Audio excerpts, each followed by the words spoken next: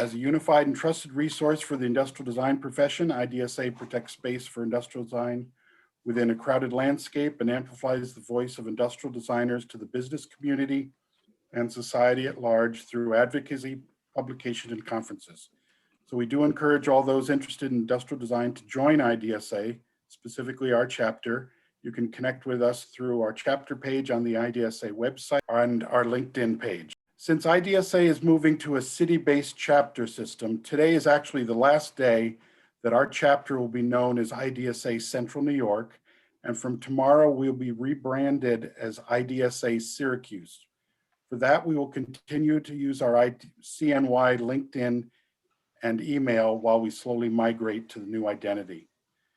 Since we have people joining from all across North America, we begin our session with a land acknowledgement. I wish to acknowledge that although we are meeting virtually from all over North America, we are all on land that for thousands of years has been the traditional territories of many First Nations. Today, our meeting place is still the home of many Indigenous people from across Turtle Island, and we are grateful to have the opportunity to work on this land. Just a bit of information before we begin the program today. This is the 6th program in our monthly speaker series that we're usually holding on the last Thursday of the month. All will be free to our chapter members, though may carry some costs for non-chapter members. Our monthly speaker series this fall included color, material, and finish trends, AR design with concept to immersive commerce, innovation methods, as well as user experience design at Xerox. We ended the year with an extremely fun social gathering with members from all over the continent. Some of these recordings are available at IDSA's website through our chapter page. We're beginning to plan the monthly presentations for 2021, and if you're interested in a topic or want to present, please contact us by email, and we invite you to our upcoming CNY board meetings as well. Just get in touch. We'll let you know when we're holding those. Today, I'd like to present our own vice chair representing Toronto, Canada, Sayeh Beheshti. She will share insights into her own journey to define sustainable practices for industrial designers, something that is very timely as we hopefully start thinking about what our world will look like after the pandemic. She has studied industrial design at Art Center College of Design Europe in Switzerland, as well as environmental studies at York University in Toronto, Canada. So on behalf of all of us, welcome, Sayeh. Okay, everyone. Well, thank you very much for taking the time to join me today for this very interesting discussion on sustainability. I've promised not to make it depressing and sad. It's hopefully going to be help you explain some of the things that you've seen and identify issues. I guess like me, you probably became a product designer to improve life and the world. So hopefully this is going to help you with some of those answers. I'm going to start with some saying that kind of guides me through a lot of the issues that I deal with. To me, part of what makes design interesting is if you look at it as being caretakers and stewards of handing it to your children in the future. It's not something that you inherit, but it's just borrowed from your children in the future. And of course, my favorite cartoon is this one. What if this whole thing is a big hoax and we just create a better world for nothing? Well, let's find out. I would take the better world any day. Part of what I'm going to be talking about is going to be part of the research that you can see on my website. I have examples of past work that I've written about decolonizing design education and product design, and specifically my research as I went through and looked at making product design methodologies that were led to sustainable products. And I'm going to start with this interesting observation that we are surrounded by design to the point that we no longer see it.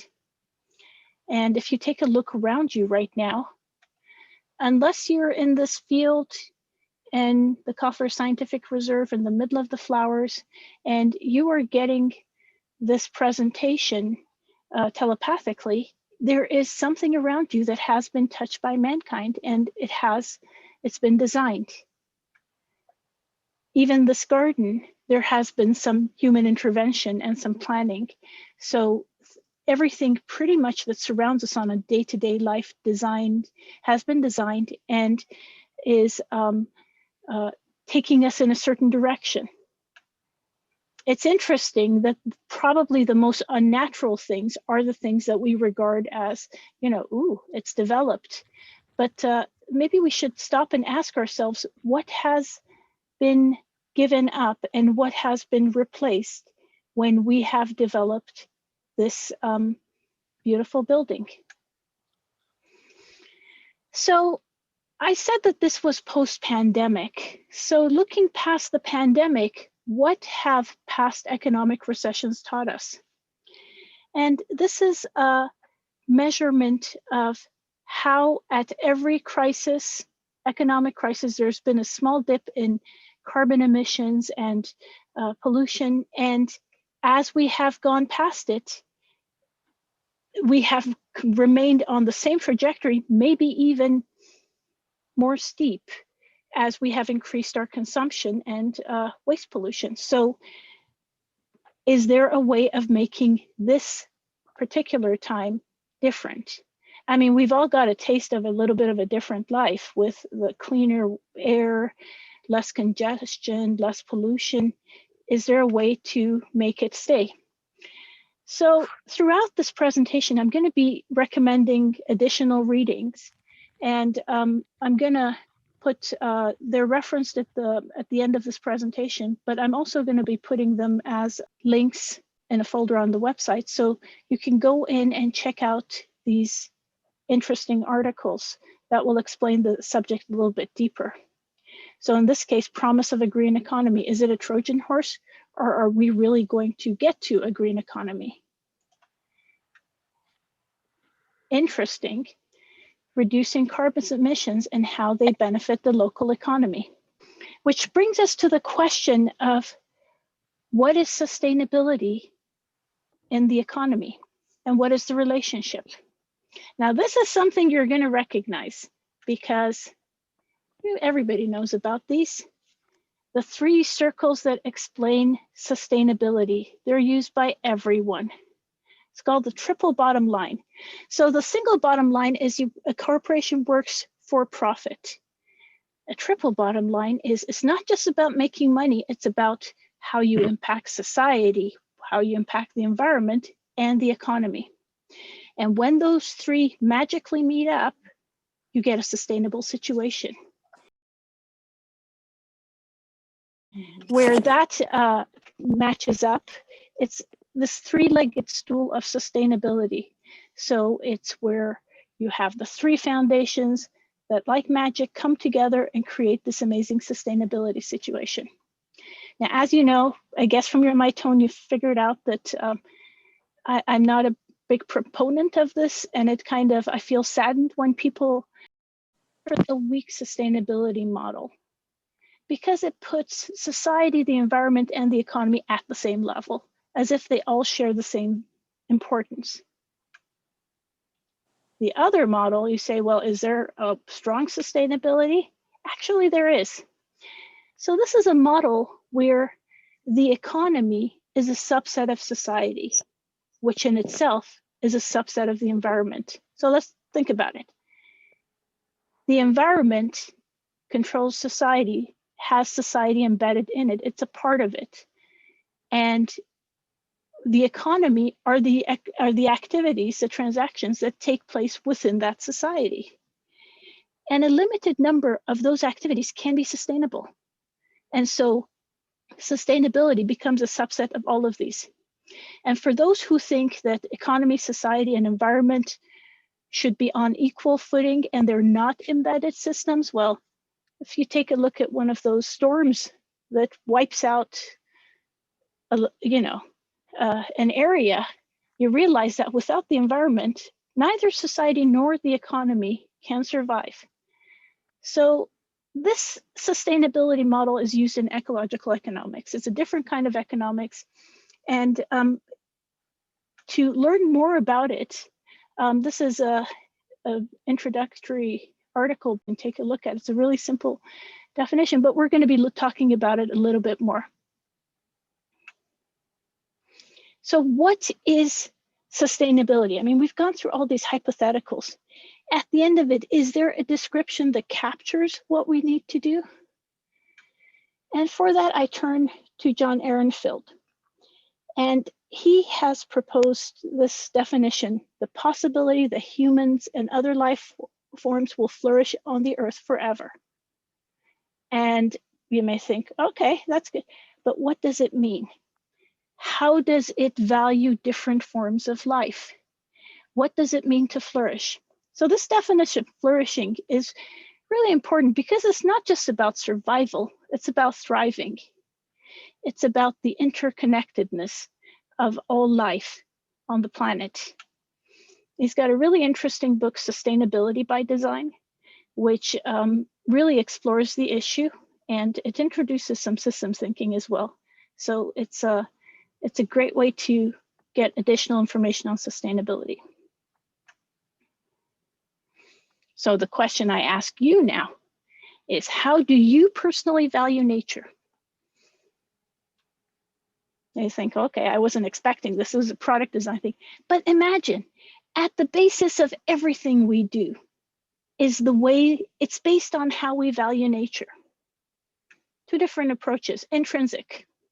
That means everything has a right to live. That means any creature should be able, is intrinsically valuable, and should be, including humans, including other creatures. They have the right to exist. The second one is instrumental. And that's what we only value things based on how they serve us. So a land is only valuable if it can be developed into condos. A creature is only valuable if we can take something from it and use for ourselves. Otherwise, no economic value.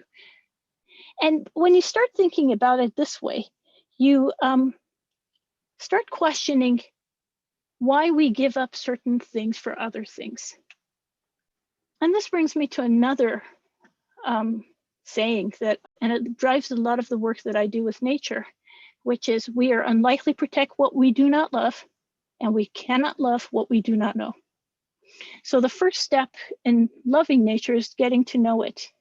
And this pandemic has given us a chance to really take a look at our lives, take a look at how we live and what we can do and how we can get to know nature. And having this perspective allows humans to see themselves as a part of a web of life, not something there to dominate, but to work within this beautiful, beautiful relationship, a relationship that humans had with nature for the longest time before we started to see ourselves apart from it and dominating it. And let's get back to the economy. And why do you think I'm so interested in the economy? And I'll say that because it's so much of every decision that we make as a society is based on the economy. Right now, if you open the news and you take a look or you read a newspaper, it's all about the economy and this and that. But what does it really mean? What are they really valuing? So there are two economists, Gibson and Graham, who have done fantastic work on looking at all different kinds of economies, including the market economy formed with capitalism. And they have a really interesting book, Take Back the Economy, and it looks into the ethics of transforming communities through different economic models. And they say, well, you know what we see as capitalism and everybody talks about is actually just the tip of the iceberg. Because let's take a look at what has sustained our societies through this pandemic. It has been food banks run by volunteers, not part of the market economy. It's when there was a shortage of PPE. It's people sitting at home sewing masks. It's people helping each other. Non-monetized forms of caring, whether it's volunteering. I mean, so many of our institutions, of hospitals, different organizations would not survive without the army of volunteers that go in there and help. And gift economy of people helping each other, giving things when they are in need. So these are all things that are not counted within a capitalist market. But we have seen the power they have. And so why is this important? Well, this is the part that I always miss when we're talking about sustainability. It makes it, discussions are always about, it's like, oh, if we could choose better, if we could do something, if less plastic, greener products, but they never talk about the fundamental problem that exists with capitalism as a system that exploits everything around it. And believe it or not, Teen Vogue has a fantastic article. And I mean, in some ways it shouldn't be surprising, because if you look at the young people today, teenagers and youth, they are so aware of situations. So this is actually one that I'm gonna recommend. Easy read, What Capitalism Is and How It Affects People. It's even got a little quote in there by Marx. So it's like, oh my God, Teen Vogue, you're really woke. So essentially what it is an economic and political system which private owners control, and they run for profit, not by the state, so private people. And the main form of exchange is capital, whether it's money, whether it's property, but that's it.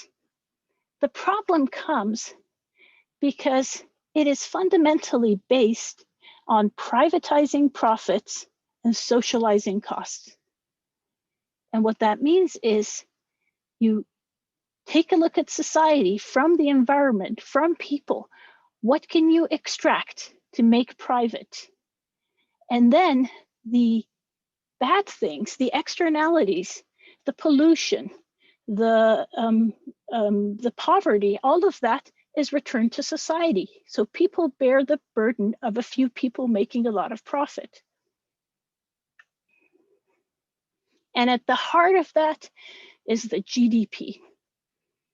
Again, open every news program, we're talking about GDP going up, going down, doing this. It's like, oh my God, it's a recession. And everybody's like, oh no, GDP, don't go down. It's terrible. But what does it mean? So interestingly, the gross domestic product, the GDP, was proposed by Simon Kuznets in 1934, and not for the reason it's being used today. He wanted to have kinds of all the goods and services produced in a period, but it was not to measure the welfare of a country. So it was not supposed to measure, are we doing better or worse, but supposed to give some kind of metric to measure production. Now it's synonymous with being wealthy as a nation. What does it include? So all the goods and services produced in a period? It includes healthcare costs, cleaning up pollution, repairs from natural disasters, spending on police if they have to get weapons and gears and stuff. So it includes a lot of spending that doesn't actually make society better. I mean, just because you have higher healthcare costs, does that mean that as a society you're doing better? What it excludes, non-monetary activity, unpaid voluntary work, and raising children, having a family, caring for people, doing all the things that actually build the fabric of society and all those relationships. So for example, if you take care of your own children, it's not part of the GDP. But if you pay somebody to take care of your children, oh, that's GDP now. But which one is better?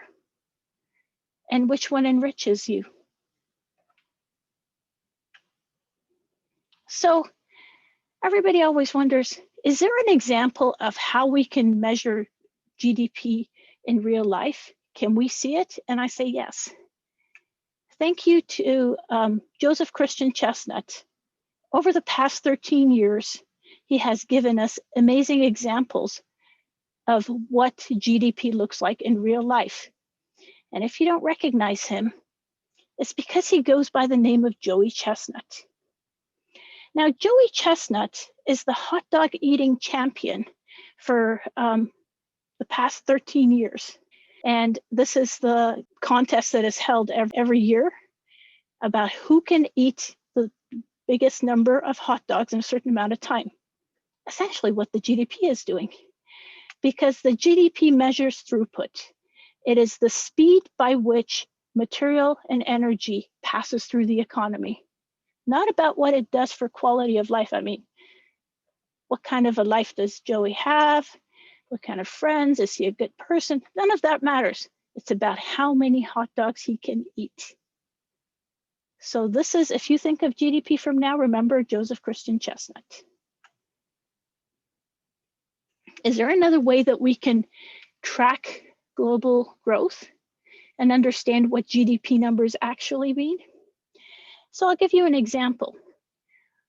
Over the past 50 years, I think this is from 53 years, GDP growth has averaged between 3.8% and 2.2% per capita.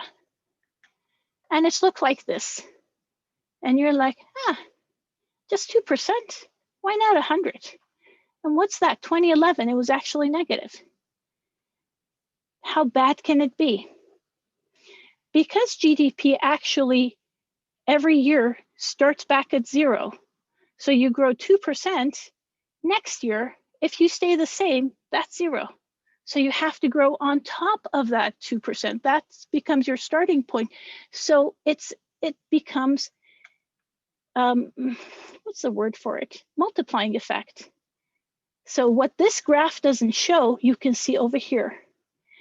The way that the GDP has grown, and the PPP is a way that they try to make purchasing power parity power, where they convert everything to US dollars so they have a better measure of what these numbers mean.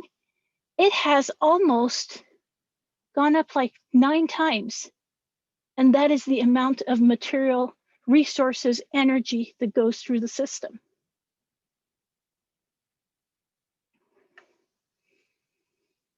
So as the GDP increases, material consumption or ecological footprint also increases. What does that mean? That means the material that we use for our lives. And right now there's a huge disparity because the richest people have 10 times as much resource use as the world's poor.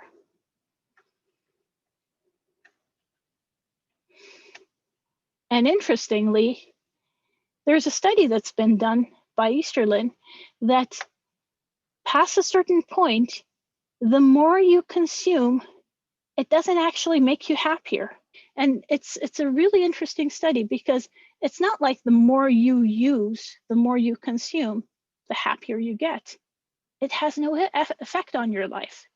And ecological footprint, it measures the resource use and generating of waste for each person. And the Footprint Network actually has an online calculator that you can go through, and based on your lifestyle, it will tell you how much global hectares of land you would need to be able to support that lifestyle, depending on the food you eat, the energy use you have, the type of housing, and all of that. So let's take a look at the world. Currently, the capacity of the planet is 1.7 global hectares per person. And if you look, these countries are all well above it, 6.7%. That's average. Whereas these countries are all well below it. In 1983, somebody noticed that, you know what? There are all these countries with low resource use have something in common. And the ones, again, that have high resource use have another thing in common. These guys can be divided into global north and global south. So instead of calling developed and, developing or third world or something, global north actually captures the fact that the majority of these countries had a colonial past, and they have gone through and used all the resources of the countries in the global south. So there's a lot to unpack here, but where it becomes even more urgent for us is to realize that in the 1970s, our people, all the people on the planet, were able to live within our means based on what the planet produced, based on the waste it absorbed. It was possible to have that balance at this point. The biocapacity of the planet matched what we were using. Ever since then, we've been using more than the planet has produced. And there's an Earth Overshoot Day where it's calculated every year that humanity's demand for ecological resources and services exceeds what the Earth can regenerate that year. If we were just living within it, it would be a balanced, relationship. But we're actually dipping into the savings. So we're taking even more than can be produced. And that actually becomes even more sad when you realize that you have people that are living with absolutely nothing. So an example, 40% of Nigerians live below the poverty line. And you say, can't be that bad. Less than $1 a day. What would you be able to do with less than $1 a day? And I know the one argument that a lot of people make is like, well, these people have too many children and they're using up too many resources. It's not true. The people in the global north are using way more than what they should. It's like, imagine that you have a cafeteria for 100 students. The first 5 in line take 95% of the food. That's it. The rest of the population only has 5%. And are you going to blame the rest of the people as like, why did your parents have so many children? It's about equity. It's about, for us in the global north, to stop using this much, reduce our consumption so that people in the global south can have basic things. And we're not talking about a Lamborghini for everyone. We're talking about fresh water. We're talking about access to washrooms. This is like really basic. There is an interesting dialogue that happens when you bring this topic up and people say, well, you know what? We just have to make the economy grow even bigger because that way they'll get a bigger slice of the pie. The question is not that we're not dividing the pie that is our planet equally. It's about we need to make a bigger pie so they can get their share is going to be big enough to feed them. But is infinite growth possible on a finite planet? And to answer that, I'm going to tell you to watch this adorable video called The Impossible Hamster. As you can guess, the answer is no, because we have a couple of cases where we've seen of infinite growth, and we surgically removed those. Those are called cancer. It is not possible.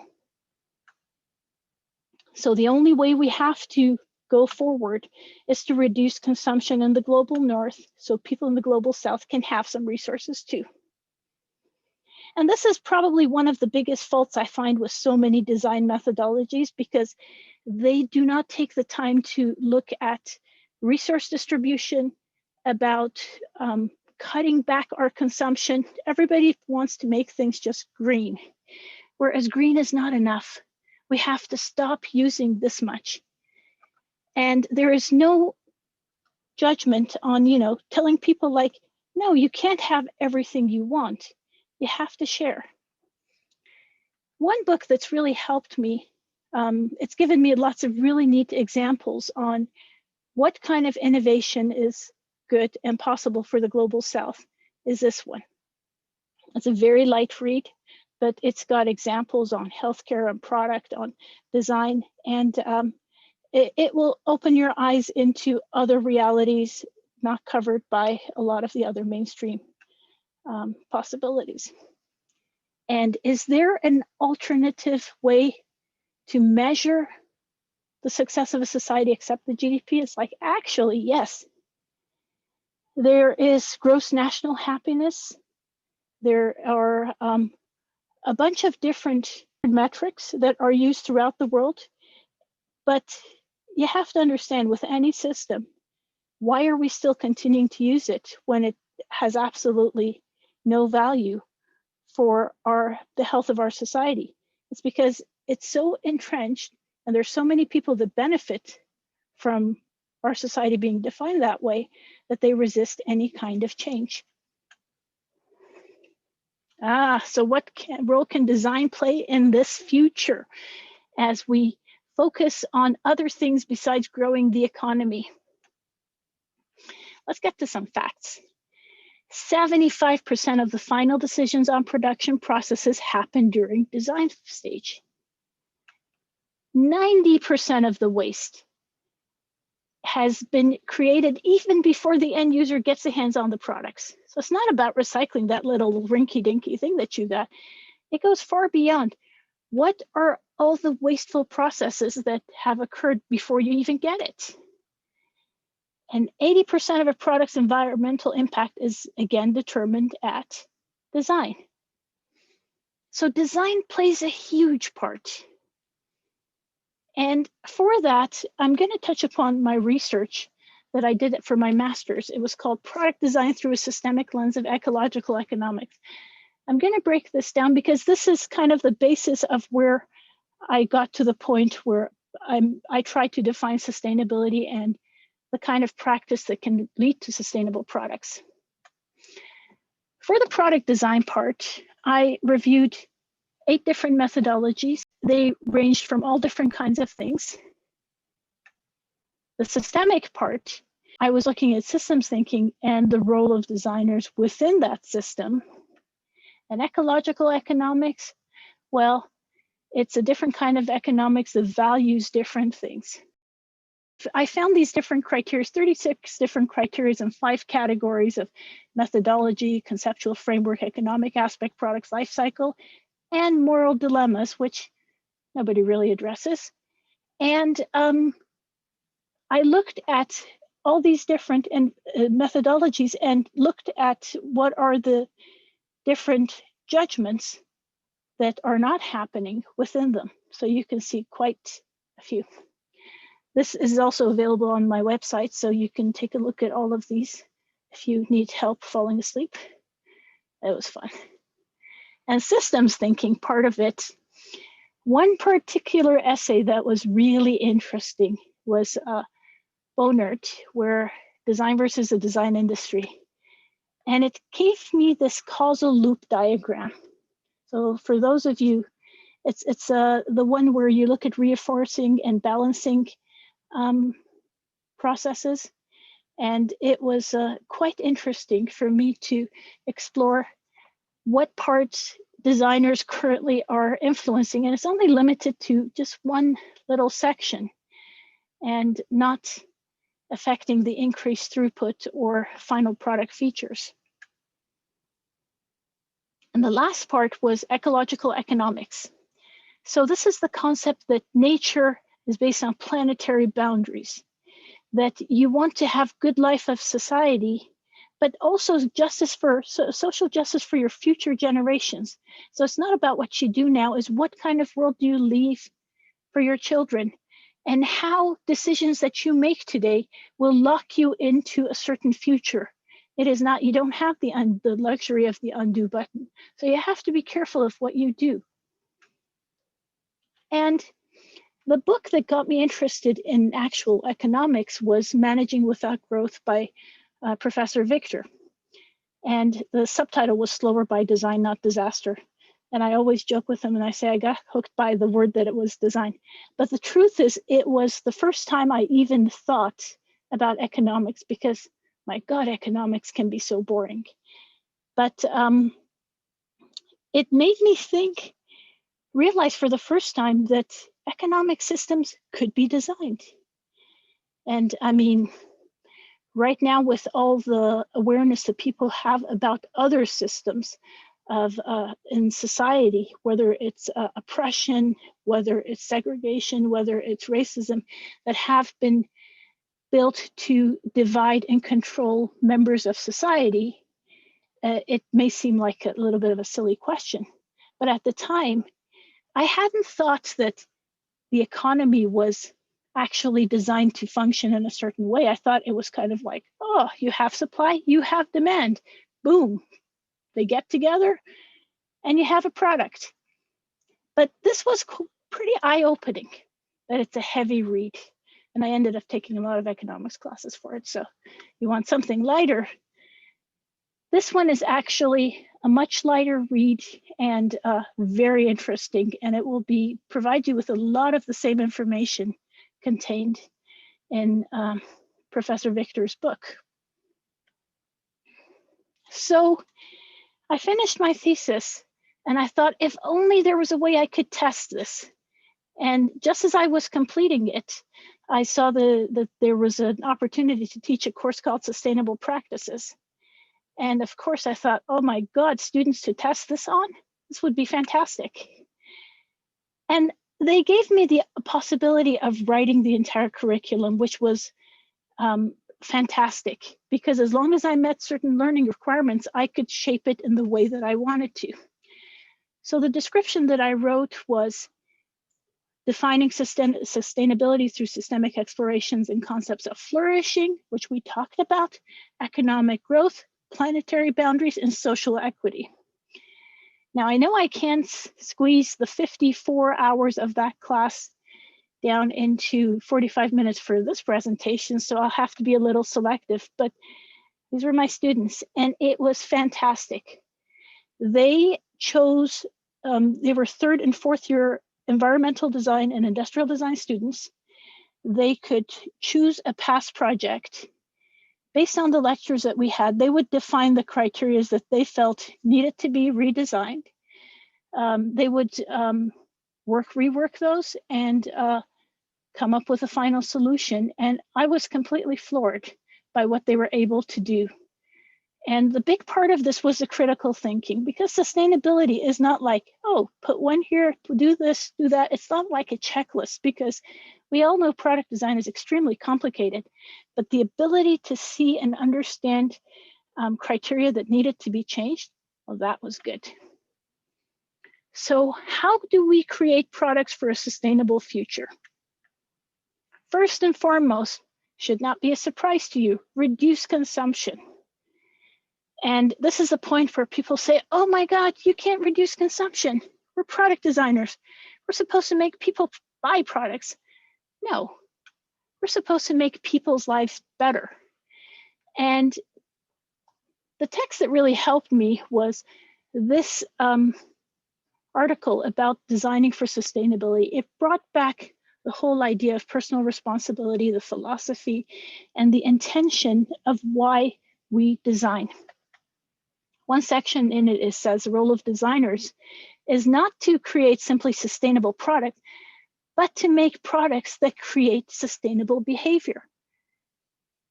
And if you think, well, I can't do that, actually, you can, because the reverse of it has already been done. In the article, Stiegel actually mentions how the choice that people made, that their time was more valuable than the product, led to the creation of a whole disposable product industry. Initially diapers, razors, plates, and it's creating a value system. What do you value more? Your time is more valuable than this product. Throw it away. Not my problem anymore. What if you could create the opposite? And a good book to start that off with is this architecture and design versus consumerism. It has a lot of crafty examples, more like, you know, knitting things and social thing, but altogether it has some really interesting examples too of where people have influenced behavior to reduce consumption so that people in the global south can have an opportunity to basics of life. Design for the local economy. Now, this is a whole different topic, but I'm going to have a small introduction to it. And this is an article from Time about buying local, how it boosts the economy. And essentially, there's been more of an awareness of farmers markets and buying locally and supporting local producers and things. But what it comes down to is the number of people that are employed when you have a local economy, and the way it makes money like blood circulate in that society is fantastic. As soon as you have somebody that's a corporation that's using globalization to bring in cheap products that are made somewhere else with some other, you know, all kinds of issues, they will have minimal staff, suck out the money, and create poverty. So the poverty is a side effect of globalization, where the money is moved out of local societies, and it impoverishes the whole society. What I've been looking at are maker communities, local solutions, as well as the cultural value and sensitivity they can bring. So long gone are those days of where you could be a designer, you know, one type of minimalistic design thing. Everything you do is with flat surfaces and radius, and you follow Bauhaus and they drop you in to some place and you come up with a solution and you go somewhere else. There is something to be said about having products you care about. And for that, I'm going to introduce you to this one.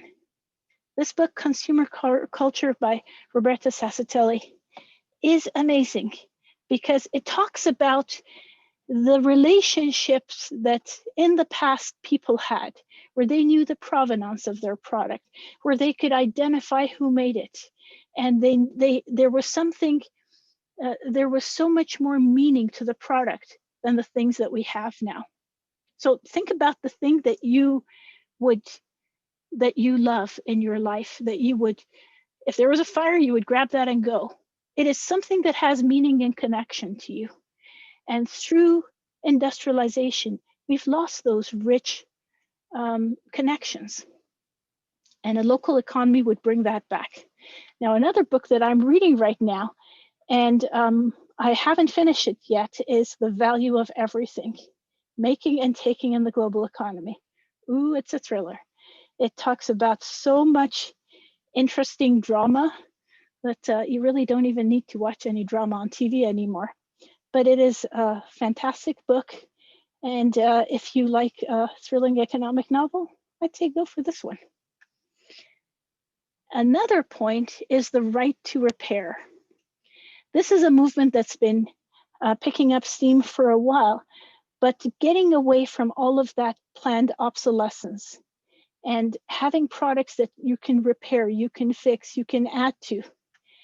And I was very impressed at, there was a sustainability conference led by IDSA a while back, and it was, iFixit had a representative, and they were talking about what they are doing, right? And they rate products and they say, which products have been designed for repairability, and why consumers have a right to repair and fix things. And they provide brochures. And my family wanted to buy a laptop just recently, and we went on their website and we looked at the ratings of what would be something that we would repair, because if we buy it, we're going to keep it for a long time. It's not going to be something that's going to be disposed in a short while. So that was quite good. I know from my experience, I'm going to talk about this product that I made. It's a motion capture system camera made in 2006. still in production. And I mean, compare it with like your phone. Do you have your phone from 2006? It was built so it could be repaired. It has some components that come from overseas, but even the circuit board is designed and produced in California. So it's a California-based company. And it has endured for 14 years now. So if you make a product that is resilient and repairable, you can keep it for a long time. And fourth one, focus on the quality of life. And I think that's something that we've had a chance to experience a little bit as we look at what's important in our lives. This is going to be an interesting read. Is fear of death at the heart of capitalism? I had a friend who gave a presentation, and this whole idea of just living in fear and what it does to people and the accumulation of products and the hoarding mentality was just fantastic. So I'm going to recommend this, but quality of life is about enjoying life. Focus on products that improve the lives of people and are giving them satisfaction. And last but not least, advocate for change. And what better place to advocate for change than our own IDSA? And I say this because I first joined IDSA in the 90s when I was a student. And boy, has it come a long way. This is just a couple of discussions that I picked from this morning. The discussions that are happening and the awareness that designers have, we have so moved beyond the basic, and we're on a way to addressing serious issues. And IDSA is our organization. And through IDSA, we should advocate for better policies, for sustainability, for inclusiveness, and all the things that come with it. Ooh, lots of references. I will post it probably by this afternoon, and hopefully even have a lot of the references here. So thank you very much for bearing with me. I know you have way better things you could have been doing now, but I appreciate you stopping by, and I hope you enjoyed it. Okay, thank you for a informative and great presentation. I don't see specific items listed in chat.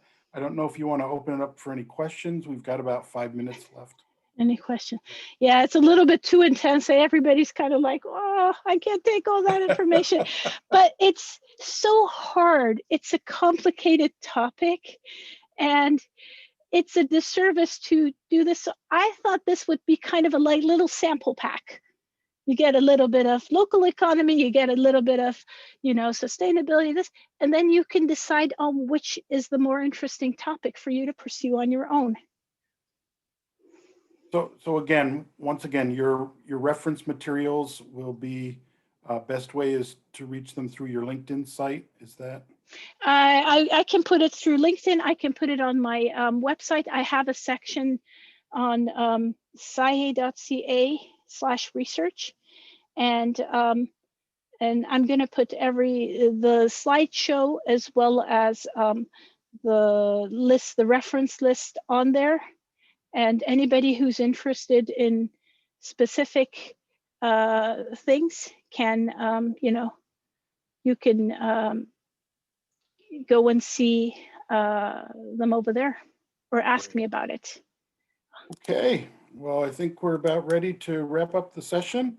And again, thank you for your presentation today. Don't forget to join us for our next meeting. Again, we're working on a monthly basis.